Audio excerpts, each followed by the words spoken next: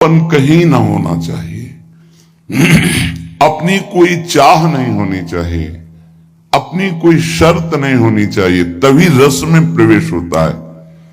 यहां बहुत सी हमारी मांगे हैं, इसके कारण हमारे हृदय में वृंदावन में रहते हुए रस की बात सुनते हुए भी रस जागृत नहीं हो पाता। बहुत काल इसीलिए लग जाता है इन कामनाओं का नाश करने में।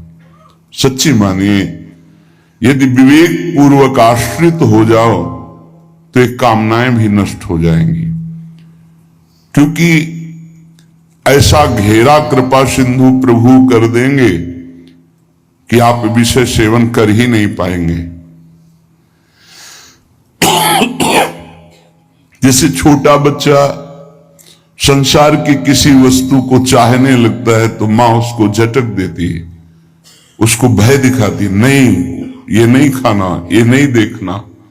ऐसे मेरे प्रभु हैं। हम लोगों का स्वभाव उनके ज्ञान समुद्र के आगे छोटे बच्चे जैसा है।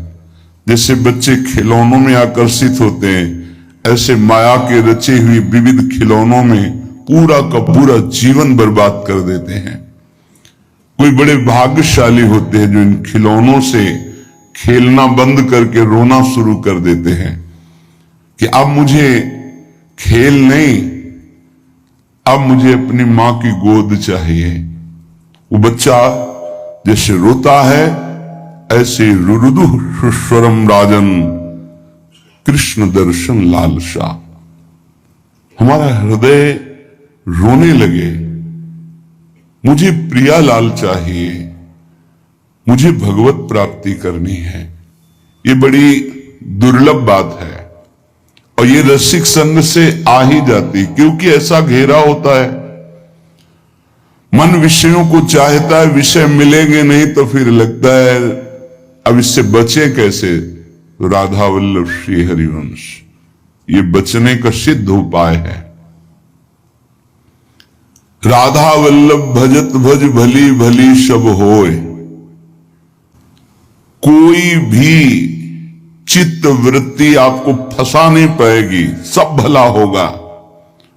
होय विषय विषनाश, होय वृंदावन बस गति, होय सुदृढ़ सत्संग, होय रस रीति अगाधा, होय सुजस जग प्रगट, होय पद प्रीति सुराधा। राधा वल्लभ राधा वल्लभ राधा वल्लभ ये स्वयं जपो और जिनके मुख से निकलता है उनकी चरणों में प्रणाम करो, उनकी चरण धूलि माथे पे धारण करो। होय विषय विषनाश, ये जो विषय रूपी विष हमारे हृदय में फैल रहा है इसका नाश हो जाएगा। सिद्ध औषधि है। जासु नाम भव भेषज, इस संसार रूपी महान फसाव से बचाकर सच्चिदानंद में स्थित करने की सिद्ध ये पद्धति है। मुख में नाम, हृदय में ध्यान। मान लीजिए, बार बार कर, शाम की भी यही कहा था, मान लीजिए। होए विषय विषनाश, होए वृंदावन बस गति, होए सुदृढ़ सत्संग, होए रस रीति अगाधा, होए सुजस जग प्रगट, होए पद प्रीति सुराधा। सब कुछ इसी से प्राप्त हो जाएगा। श्रीपाद प्रबोधानंद जी महाराज कह रहे हैं, यदि आपको रसिकों का संग मिल गया है, वृंदावन वास मिल गया है, तो दोष दर्शन मत करना। क्यों? यहां अगर हमें दोष दिखाई दे रहा तभी तो हम दोष दर्शन करते हैं।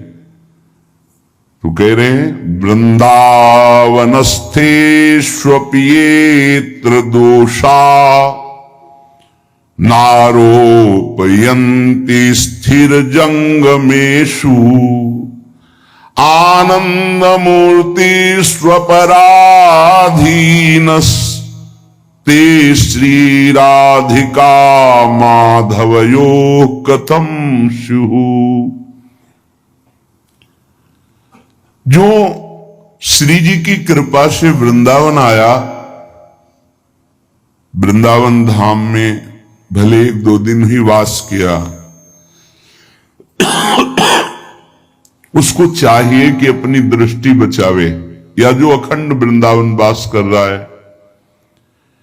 किसी भी प्राणी में दोष दर्शन यहां मत करना, क्योंकि सब राधा कृपा कटाक्ष से पूरित हैं। ये